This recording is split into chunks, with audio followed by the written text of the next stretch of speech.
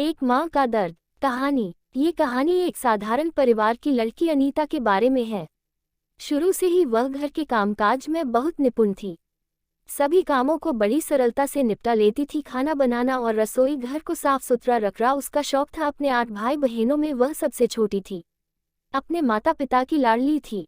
बेटी के हाथ का बना खाना खा के पिता बस यही बोलते थे कि जिस भी घर जाएगी सास सर पे बिठा के नचाएगी, पर किस्मत को कुछ और ही मंजूर था।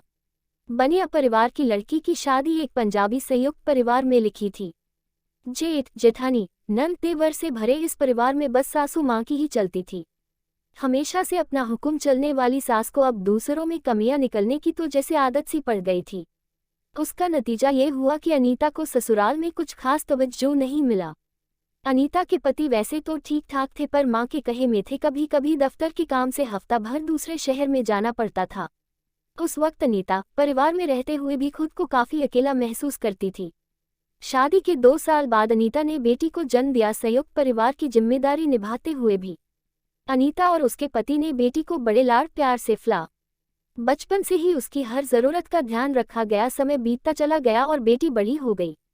माँ की तरह कामकाज में निपुण बेटी काफी घरेलू थी।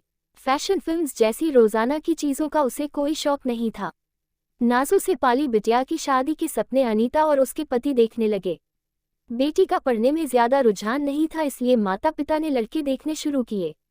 सोच यही थी कि एक अच्छा साधारण सा परिवार देख के उसके हाथ पीले कर दिया जाए। पर विधाता के लिखे लेख को कौन समझ पाया है। 1-2 रिश्ते ही देखे थे कि रिश्तेदारी में ही एक रिश्ता आया। लड़का मेहनती और शरीफ बताया गया। लड़के अपनी माँ के साथ रहता था। बेटी की ही तरह लड़का भी कुछ ज्यादा पढ़ा लिखा नहीं था, पर कारोबार करने में कुशल था। यही सब देखकर अनीता और उसके पति को लगा कि शायद यही वह घर है जहां उनकी बेटी खुश रह पाएगी। रिश्ता रिश्तेदारी में होने की वजह कुछ खास जांच पड़ताल नहीं की गई। आंखें बंद कर अनीता और उसके पति ने जी जान से बेटी का विवाह संपूर्ण किया, इस बात से बेखबर कि बेटी की मुश्किलें बस शुरू ही हुई थी। लड़के का परिवार पंजाबी था।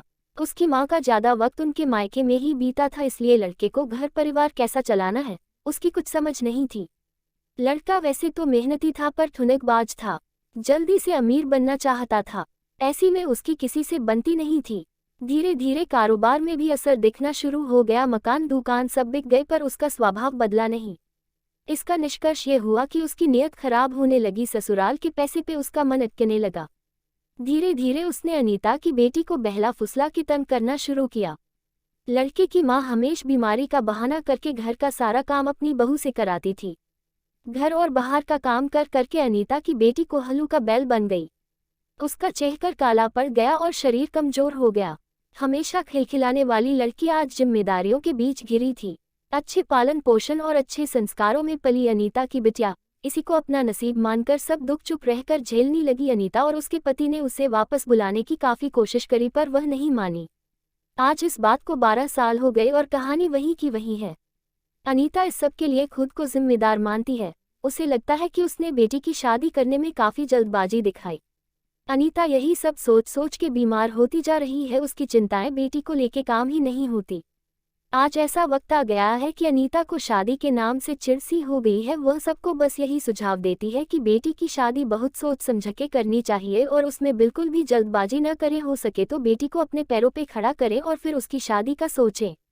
माँ बाप तो हमेशा बेटियों को सुखी ही देखना चाहते हैं, पर वे ये भूल जाते हैं कि वे बच्चों के जन्म के साथी हैं, कर्म के नहीं। मैं आपसे पूछना चाहती हूँ, क्या सच में ये अनीता की गलती है?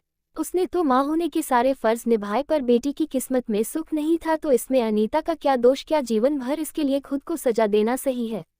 अनीता जैसी ना जाने कितनी महिलाएं होंगी जो इस डेस्क से गुजर रही होंगी। अगर आप अनीता की जगह होती तो क्या करती?